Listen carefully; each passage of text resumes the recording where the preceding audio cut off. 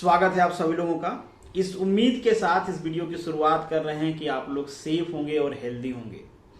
3 question आप लोग popularly और कंटिन्यूअसली मुझसे पूछ रहे हो। पहला क्वेश्चन कि आपका जो जीपीएससी एमबीआई का एग्जाम है वो पोस्टपोन हुआ है कि नहीं, क्लियर नहीं हो पा रहा है।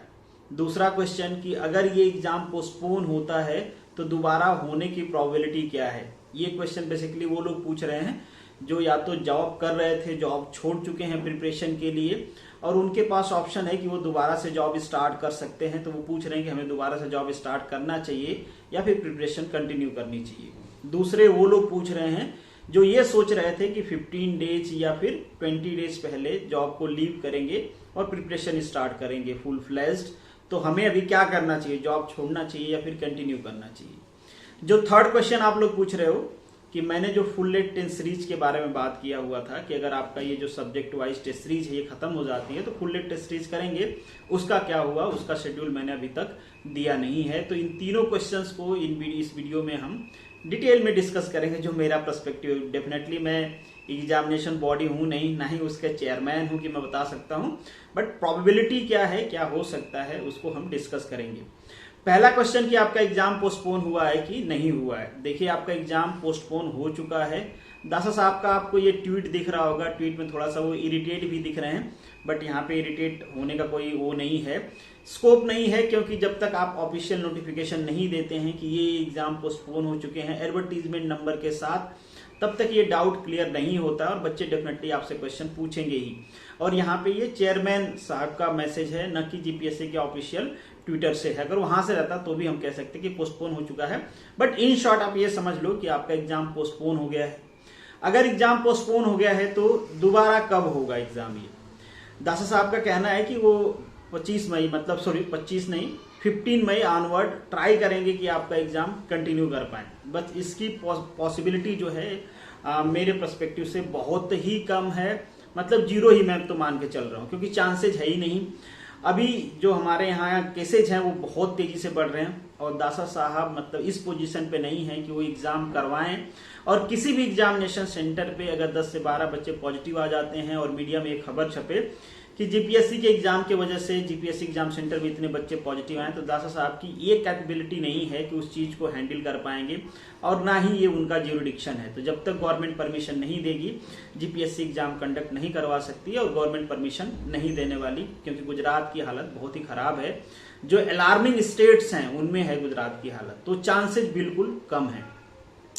फिर प्रोबेबिलिटी क्या है, देखिए अकॉर्डिंग टू मी जो हमारे यहाँ केस थे फरवरी में, अगर हम फरवरी पे फिर से वापस आना चाहते हैं और ये सब नॉर्मलाइज का हम उम्मीद करते हैं, तो अगर मैं आइडियली बात करूं सब कुछ ठीक चल रहा है, तो अभी हम peak day by day record बना रहे हैं। इस रिकॉर्ड को अगर हमको डाउनफॉल करना है, पहले तो ये स्टडी कब होगा, तो मुझे लगता है कि एटलीस्ट अगर सब कुछ ठीक रहा, गवर्नमेंट एफर्ट लगाती रही, लोग ढंग से ट्रीट करें खुद को, तो जाके ये स्टडी होगा। एटलीस्ट इसको स्टडी होने में 1 मंथ तो लगेगा, इसको डाउनफॉल होने में कम से कम 1 मंथ लगेगा। तो 2 मंथ अकॉर्डिंग टू मी कोई चांसेस नहीं है कि एग्जाम आपके करवाए जाएंगे। स्टिल आपको पढ़ाई नहीं छोड़ना है कि 2 मंथ नहीं करवाए जाएंगे तो चलो अब पढ़ाई छोड़ देते हैं, नहीं, पढ़ाई आपको कंटिन्यू करना है। और एक्सेप्शन भी हो सकता है, कुछ भी हो सकता है, क्योंकि रैलियां हो सकती हैं, तो सरकार कहे कि लोग सब लोग कह रहे हैं एग्जाम करवाओ तो एग्जाम भी करवा दो। सरकार का तो क्या ही जाता है, सरकार तो देख ही रहे हो क्या कर रही है। खैर, तो अकॉर्डिंग टू मी अगर सब कुछ ठीक रहता है तो 2 महीने तो कम से कम मिनिमम टाइम लगेगा इसको डाउनफॉल आने में। उसके बाद जब एग्जामिनेशन अरेंज किए जाएंगे तो अकॉर्डिंग टू जीपीएससी जो एग्जाम अप्रैल के पोस्टपोन हुए हैं वो पहले कराए जाएंगे, तो 1 मंथ के अराउंड उसमें लग जाएगा। तो एटलीस्ट आपके एग्जाम फिर से कंटिन्यू होने में बिल्कुल आइडियल सिचुएशन की हम बात करें तो 3 मंथ लगेंगे, इससे कम में कोई चांस है ही नहीं। ये टाइम बढ़ सकता है अगर हमारे यहाँ सिचुएशन कंट्रोल में नहीं आई, जो कि लगता है कि कंट्रोल में आने की प्रोबेबिलिटी कमी है, क्योंकि आप लोगों ने देखा है वेस्ट बंगाल में इलेक्शन हुआ, असम में, केरला में, पांडिचेरी में, इन सब जगह पे अभी ब्लास्ट होना बाकी है। इसके बाद यूपी में इलेक्शन चल रहा है, इलेक्शन के बाद वहां पे मतलब कोरोना ब्लास्ट होगा, तो ये सारे केसेज अभी आने बाकी हैं। तो अभी और खराब सिचुएशन आना बाकी है। ये सब बाकी इसीलिए है कि आप क्या कहोगे, हमने क्या दिया हमारे देश को, एक पॉपुलेशन, दूसरा पोल्यूशन, इसके ज्यादा तो हमने कुछ दिया नहीं है। और लोगों को समझ में नहीं आता है, नेताओं को समझाना नहीं है, नहीं उनको समझना है, उनको तो वो करना है जो पॉपुलर डिमांड है। तो ठीक है, वो उसी तरीके से एक्ट करते हैं, रिस्पॉन्सिबिलिटी के हिसाब से तो उनको एक्ट करना नहीं है। तो खैर ये सब तो चलो ठीक है, बट अकॉर्डिंग टू मी इतना टाइम तो लगेगा। अब चूंकि ये सारी चीजें हैं, इतना टाइम लग रहा है, इसलिए जो आपका फुल लेंथ टेस्ट सीरीज थी उसका मैंने शेड्यूल नहीं बनाया। मैं भी वेट कर रहा हूँ कि आपका कैलेंडर आए, उसके हिसाब से हम प्लान करेंगे। जिसके हिसाब से अगर आपका डेट आती है तो डेट के विद इन मंथ हम लोग फुल लेंथ टेस्ट सीरीज करेंगे। चार पांच तो फुल लेंथ टेस्ट सीरीज आपकी होगी, so don't worry about that.